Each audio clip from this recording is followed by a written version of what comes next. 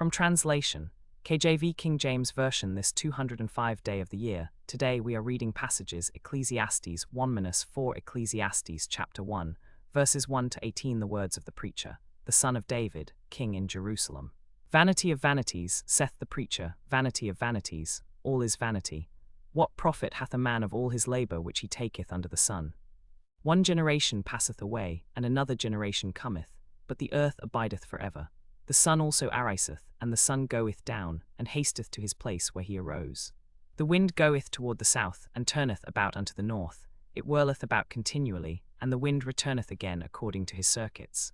All the rivers run into the sea, yet the sea is not full. Unto the place from whence the rivers come, thither they return again. All things are full of labour, man cannot utter it. The eye is not satisfied with seeing, nor the ear filled with hearing.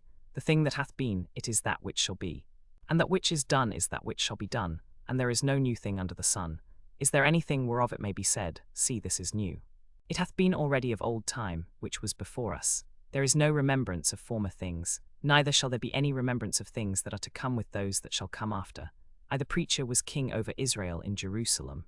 And I gave my heart to seek and search out by wisdom concerning all things that are done under heaven. This sore travail hath God given to the sons of man to be exercised therewith. I have seen all the works that are done under the sun. And behold, all is vanity and vexation of spirit. That which is crooked cannot be made straight, and that which is wanting cannot be numbered. I communed with mine own heart, saying, Lo, I am come to great estate, and have gotten more wisdom than all they that have been before me in Jerusalem. Yea, my heart had great experience of wisdom and knowledge. And I gave my heart to know wisdom, and to know madness and folly. I perceived that this also is vexation of spirit. For in much wisdom is much grief, and he that increaseth knowledge increaseth sorrow. Ecclesiastes chapter 2, verses 1 to 26. I said in mine heart, Go to now, I will prove thee with mirth, therefore enjoy pleasure. And behold, this also is vanity.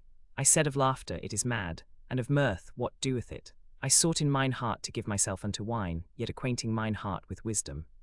And to lay hold on folly, till I might see what was that good for the sons of men, which they should do under the heaven all the days of their life. I made me great works, I builded me houses. I planted me vineyards, I made me gardens and orchards, and I planted trees in them of all kind of fruits. I made me pools of water, to water therewith the wood that bringeth forth trees. I got me servants and maidens, and had servants born in my house.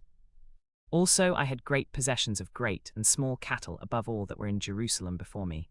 I gathered me also silver and gold, and the peculiar treasure of kings and of the provinces. I gat me men singers and women singers, and the delights of the sons of men as musical instruments, and that of all sorts. So I was great and increased more than all that were before me in Jerusalem. Also my wisdom remained with me, and whatsoever mine eyes desired I kept not from them. I withheld not my heart from any joy. For my heart rejoiced in all my labour, and this was my portion of all my labour.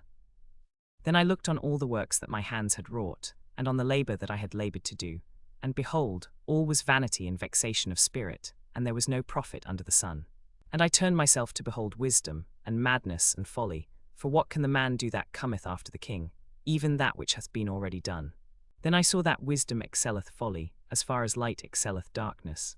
The wise man's eyes are in his head, but the fool walketh in darkness. And I myself perceived also that one event happeneth to them all.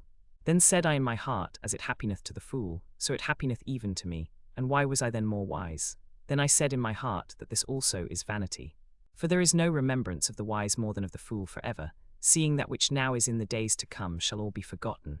And how dieth the wise man? As the fool. Therefore I hated life. Because the work that is wrought under the sun is grievous unto me, for all is vanity and vexation of spirit.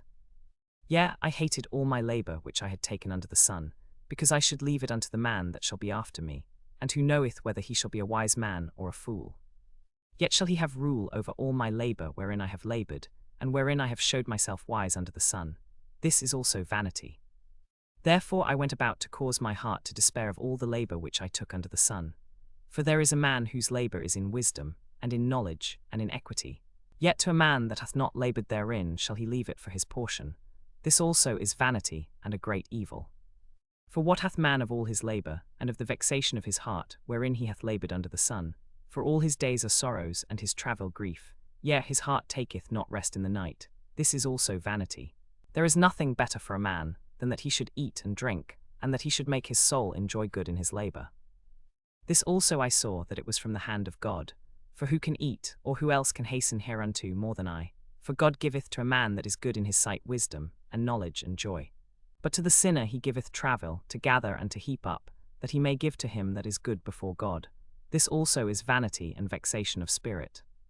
Ecclesiastes chapter 3, verses 1 to 22. To everything there is a season, and a time to every purpose under the heaven, a time to be born, and a time to die, a time to plant, and a time to pluck up that which is planted, a time to kill and a time to heal, a time to break down and a time to build up, a time to weep and a time to laugh, a time to mourn and a time to dance, a time to cast away stones, and a time to gather stones together, a time to embrace and a time to refrain from embracing, a time to get and a time to lose, a time to keep and a time to cast away, a time to rend and a time to sow, a time to keep silence and a time to speak, a time to love and a time to hate, a time of war and a time of peace.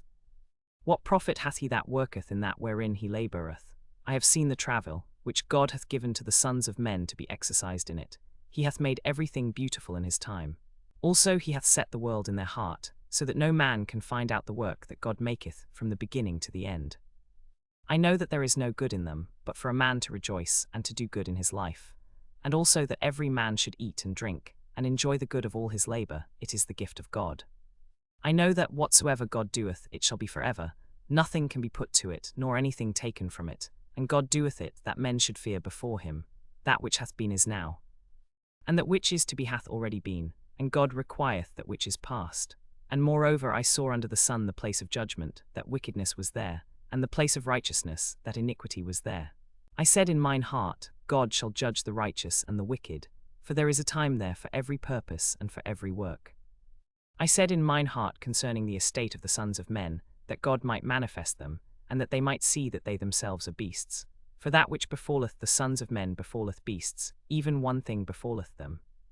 As the one dieth, so dieth the other, yea, they have all one breath, so that a man hath no preeminence above a beast, for all is vanity, all go unto one place. All are of the dust, and all turn to dust again.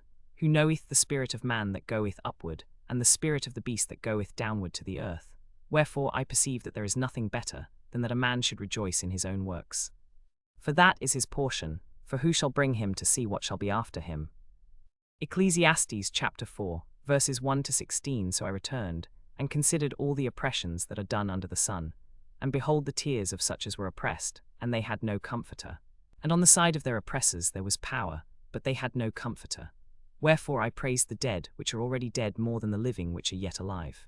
Yea, better is he than both they, which hath not yet been, who hath not seen the evil work that is done under the sun.